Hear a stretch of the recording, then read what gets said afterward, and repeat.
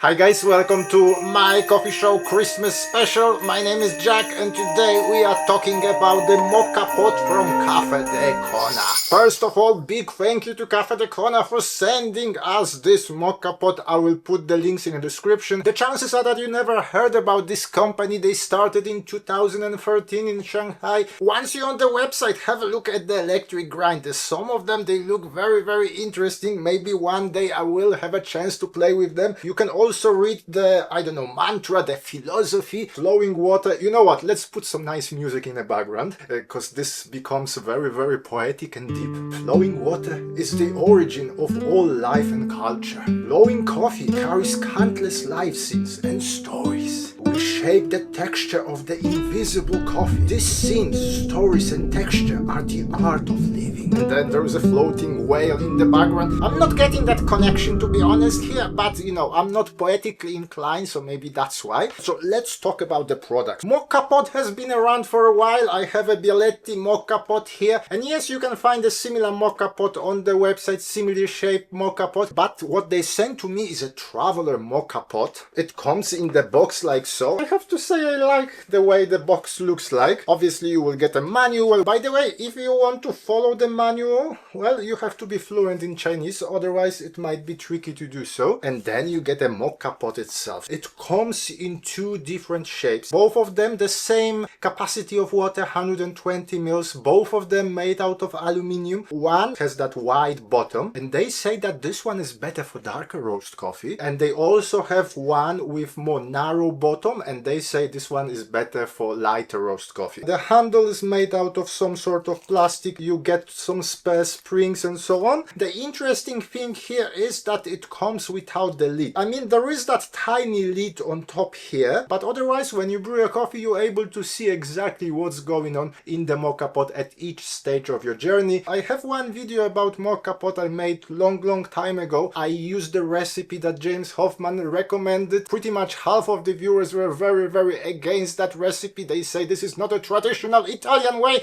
this is not how we do it in Italy. Well, some viewers were more open-minded. I enjoyed the results then, and I will try to do something similar today. If you never tried Moka Pot in your life, I would strongly recommend to do it because it's a pleasant way of making a coffee. They say on the website it makes espresso. I would not call it espresso. For espresso you need more pressure. Here is just the pressure of the steam pushing the water through the coffee bed, although it is very strong, or it can be very strong. And they say on the website the extracted espresso can be enjoyed immediately or used for fancy coffee. And that's what we're going to do today. Because it's Christmas, we're going to do a fancy coffee. But first, let's prepare that Moka Pot. This size of the Moka Pot, I will try to use 15 grams of coffee. We will see how it goes. I will grind, the grind setting's very wide. You can choose pretty much anything you like. I will go for very coarse espresso grind settings. We also have to choose Christmas coffee for that. I have two here. Father Shipmess coffee from Black Sheep Coffee, and I have here St. Martin's Christmas coffee from Honduras. I think I will go for this one. That should give the flavor notes of a Christmas pudding. Who does not like Christmas pudding? I mean, lots of people don't, but I do. Now, here where the interesting thing starts. I will try to follow that modern recipe. I will fill in with 120 grams of boiling water here. What we want to avoid here is overheating, overboiling the coffee, otherwise you will get a very bitter liquid. There should be a line inside to show you how much water to put in. Somehow without my glasses I cannot see it. When you pack that coffee into that, let's call it a filter basket, some people like to apply some pressure, some people leave it exactly as it is. I will just try to make it even. I put it in and then you lock the top, so you can see there is a filter here. Coffee grounds won't get in, but the liquid coffee, that goodness of coffee, will get into the cup. Once you have everything assembled, you put it on a fire, not too much heat, and then you just watch. Once you notice that steam is pushing the coffee through, you may really either take it off completely off the heat, you may lower the heat. Do not wait till all the water comes through. I like to take it off earlier. Like most things in my life, it started slowly and then suddenly a few seconds and it was all over. Then James Hoffman recommends to pour cold water over that bottom of the brewer. We do everything we can to preserve the flavors of coffee, and we don't want that coffee to get too bitter. And we have a cup of coffee, as you can see, very very strong, very deep, kind of a murky color here. Next time I probably need to lower the heat a little bit more. With this size of brewer, as soon as you see first drops of coffee, cut off the heat. It will continue brewing itself. Cheers. There is a depth, there is a power here, but there is also sweetness. Difficult for me to say exactly what I'm tasting. I know this is a Christmas coffee, so I would say figs and molasses.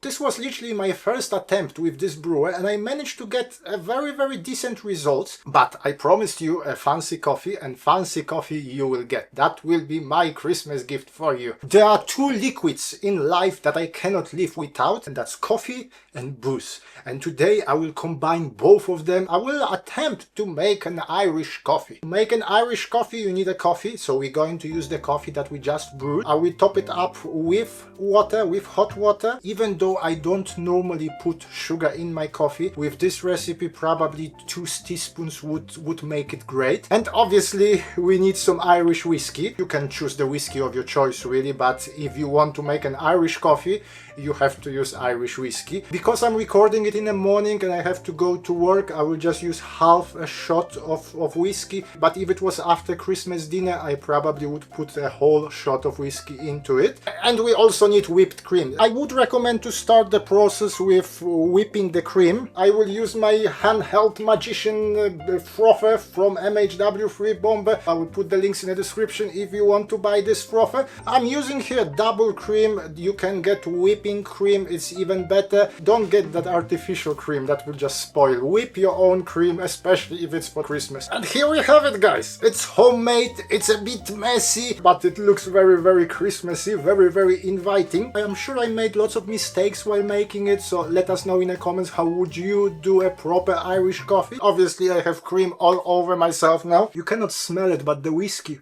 Ooh, and the coffee. Should I use a spoon? Cheers.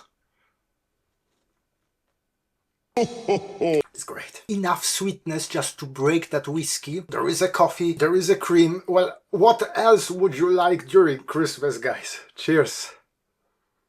I cannot drink all of that today, unfortunately. I have to go to work. I'm also lactose intolerant, so cream does not work well for me. But I would definitely recommend you to try this recipe for Christmas. Very easy and very satisfying. Serve it after dinner. Everybody will love it.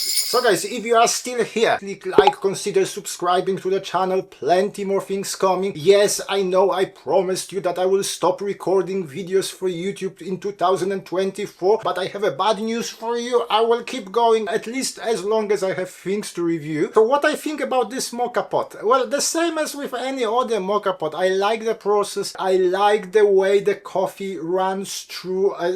There is something special about it. It does exactly what you want it to do, so that delivers a nice coffee. So you may drink it as a straight espresso. You may try that fancy coffee that I made. You may mix it with milk. You may mix it with hot water and make your Americano, whatever you like. They say this is a traveler Moka Pot because of the small size. You can travel with that. Do I like it more than my Bialetti Moka Pot? The design? Possibly it looks a bit better. So yeah, if you're interested with something like that, if it looks like something that would fit in your kitchen, then check the website. I'm not sure exactly when I will upload this video, and I will be away for the Christmas period. So here, with that silly hat on, I would like to wish you a very Merry Christmas. Enjoy this time with your family. Enjoy your coffee. Let us know in the comments what kind of coffee are you going to indulge yourself with. But for today, thank you very much for watching. My name is Jack, this is my coffee show, and hopefully I will see you soon. Thank you, bye!